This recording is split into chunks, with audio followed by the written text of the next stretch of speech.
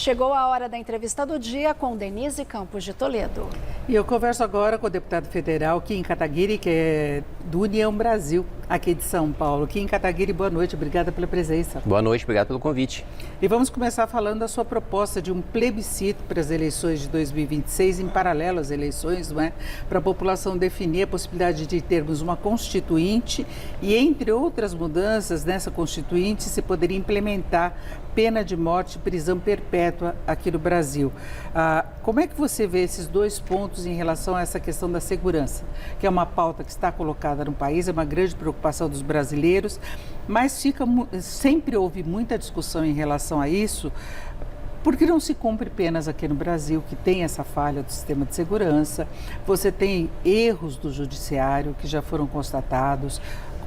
Por que a defesa desses pontos? Denise, primeiro ponto é de que eu costumo dizer que hoje já existe a pena de morte, mas só para vítima, né? A gente vive num estado de guerra civil, não são 40 mil homicídios ao ano. Se a gente somar toda a população da Rússia, da Europa, do Canadá, não dá o número de homicídios que a gente tem por ano no Brasil, considerando que essa soma toda dá praticamente mais do triplo da população brasileira. E praticamente todos os países da OCDE adotam ou prisão perpétua ou pena de morte. Mas, para além disso, teve um estudo muito interessante do professor Pérez Chiquida, que é um especialista em economia do crime, que mostrou aqui no estado de São Paulo que 80% dos criminosos que cometeram crime contra o patrimônio não cometeriam crime se houvesse pena de morte ou prisão perpétua, né? E o plebiscito sobre uma nova constituinte vem justamente porque a nossa Constituição veda qualquer punição de caráter perpétuo. Mas não é só na questão de segurança pública, que eu acho que é uma das centrais no nosso país. Acredito que a nossa Constituição é um fracasso em todos os aspectos, né? Se a gente olha 40 anos atrás, países que faziam parte, por exemplo, da União Soviética, do leste europeu, que eram pobres, miseráveis, né? Se a gente pega a Lituânia, Letônia, Estônia, ou mesmo se a gente olha para a Coreia do Sul, todos os países que eram mais pobres, mais desiguais, com uma educação pior do que a nossa, com uma saúde pior do que a nossa, todos os indicadores desses países hoje estão melhores do que os nossos. A nossa Constituição fracassou, né? E falando também sobre comparação com países desenvolvidos, hoje a nossa Constituição tem mais de 100 direitos e garantias fundamentais. Quem tem 100 direitos e garantias fundamentais não tem nenhum, né? Se a gente vai observar constituições de países desenvolvidos, a média ali é de 20, 25. Há uma priorização do que de fato deve ser política de Estado, né, por parte do governante. O que não acontece no Brasil, né? A gente, infelizmente, tem sido um fracasso em todos os aspectos, inclusive agora com a notícia que a gente teve no ano passado, na realidade, da consultoria de orçamento do Congresso, mostrando que as nossas contas públicas vão colapsar em 2027, a gente não vai ter recurso para nada fora das despesas obrigatórias. E problemas começam na Constituição. Ela começou a engessar o orçamento, prevendo muitas verbas obrigatórias por parte do governo, e essa situação vai ficando mais grave, porque vai tendo correção e vai se agregando outras obrigações, tanto por decisão do Legislativo como do próprio Executivo, né? Primeiro, eu acho que o governo Lula cometeu um erro muito grave, que é de revogar o teto de gastos, aprovar a PEC da transição e aprovar o arcabouço fiscal, né? O arcabouço fiscal basicamente obriga, né, que o governo aumente os gastos, mesmo que a gente viva numa crise sem tamanho. Se o PIB cair 10% nesse ano, a gente vai ser obrigado no ano que vem a aumentar os nossos gastos pela inflação, mais 0,6%. E para além disso, também voltou a vincular os nossos gastos com saúde e educação, quando a gente tem um período em que nós vamos precisar gastar menos com educação por causa do envelhecimento da população e mais com saúde, então a gente não tem essa margem de manobra do orçamento para priorizar políticas públicas. Segurança fica espremido porque não tem despesa obrigatória, infraestrutura, assim, a gente não tem recurso nem para fazer a manutenção do que já existe hoje, ou seja, a gente está falando de, num futuro muito próximo, ter barragens de manutenção estourando, ter ferrovias, rodovias, ter acidentes graves por causa de falta de manutenção de investimento público e o orçamento obrigatório chegando a mais de 100%, né? O que significa zero de dinheiro para política ambiental, zero de dinheiro para, por exemplo, bolsas de pesquisa, de mestrado, doutorado. Que vai faltar de recursos para despesas obrigatórias em 2027, 2028, tem essa projeção toda. Agora, tem a questão também da responsabilidade do Legislativo na aprovação de muitos desses projetos,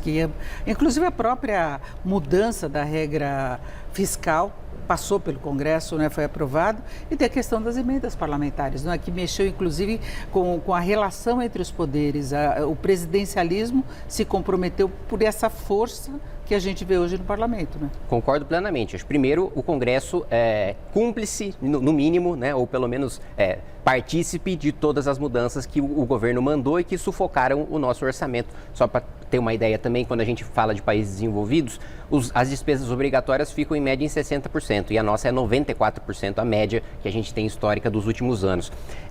O Congresso Nacional não só aprovou esse aumento de despesas obrigatórias, como também tirou a sua própria, né, com as emendas parlamentares que...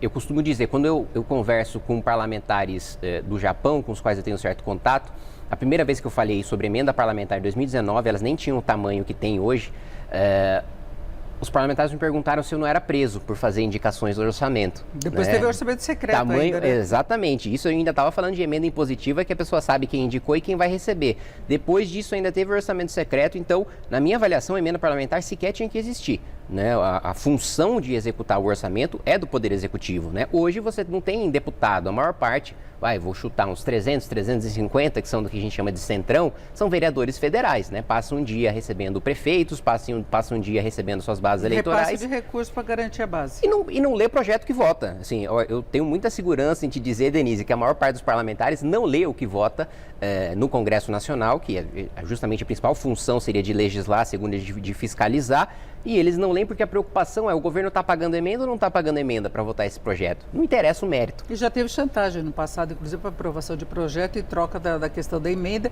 O orçamento demorou muito para ser aprovado este ano, exatamente por isso que se queria garantir a questão das emendas. Agora eu quero falar também do seu partido, porque o fato do Pedro Lucas, deputado federal, ter recusado o Ministério das Comunicações, muita gente atribuiu a discussões internas do partido. Ele é líder na Câmara e ele é responsável por essa distribuição das emendas na nova configuração. Seria um dos motivos.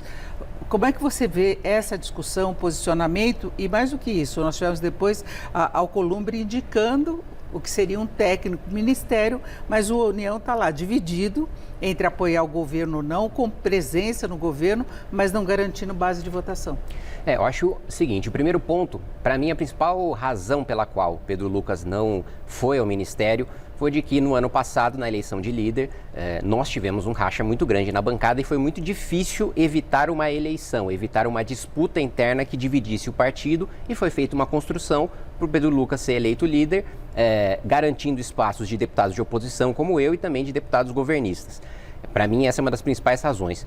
O outro ponto a Câmara dos Deputados claramente abriu mão, né, a União, eu digo, na Câmara dos Deputados, abriu mão do Ministério, né, justamente no sentido de boa parte da bancada não enxergar mais que o governo Lula, mesmo os mais governistas, os mais de centro, não enxergarem futuro eleitoral para o governo Lula, não entenderem também que há grande relevância em você ter um ministério, ainda que seja um ministério importante, como das telecomunicações, e esse espaço foi tomado, portanto, pelo Senado, né, especificamente pelo Davi Alcolumbre, que é um aliado do qual o governo Lula não tem a capacidade de abrir mão, porque é o presidente do Senado, né? Ao mesmo tempo em que o governo Lula está tão fraco, mas tão fraco que ele sequer pode retaliar a bancada na Câmara, mesmo com parlamentares mais governistas votando contra alguns projetos, porque é um governo que está fragilizado. É melhor ter o presidente do Senado como aliado do que o partido em si, na verdade. Agora, em relação à União Brasil, semana que vem deve ser confirmada a federação junto com o PP, vai ter um posicionamento mais bolsonarista e você é crítico tanto do atual governo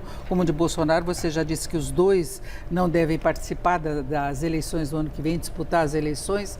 Como é que você vê essa fusão e o posicionamento futuro dessa federação? Olha, em relação a isso, eu estou bem despreocupado, Denise, porque, graças a Deus, esse ano vai sair o partido do Movimento Brasil Livre, partido Missão, no qual eu pretendo me filiar e já disputar as eleições do ano que vem. Então, sendo muito sincero, eu tenho participado muito pouco das reuniões em relação a essa federação entre o PP e a União Brasil. Ainda acho que vai ser uma grande bagunça, aqui falando do ponto de vista de análise, porque tem gente que quer apoiar o Caiado, tem gente que quer apoiar o Bolsonaro, tem gente que quer apoiar o Tarcísio, tem gente que quer apoiar o Lula, porque tem ministério no governo, tem gente que quer que libere para cada estado apoiar um. Como é que eles vão resolver isso daí? Não tenho a menor ideia. Agora, uma coisa eu te garanto, Denise, dentro do nosso posicionamento de rejeitar tanto o Lula como o Bolsonaro. nós teremos candidato à presidência da República pelo Partido Missão em 2026. Se você me perguntar quem, eu não sei dizer ainda, mas nós teremos. Mas é difícil ter força vencer essa coalizão política no Brasil, essa polarização, né? Sempre é difícil, mas o caminho do Movimento Brasil Livre, na maior parte das vezes, foi contra as chances. É isso, eu agradeço muito a participação do Kim Kataguiri, que é deputado federal pelo União Brasil de São Paulo.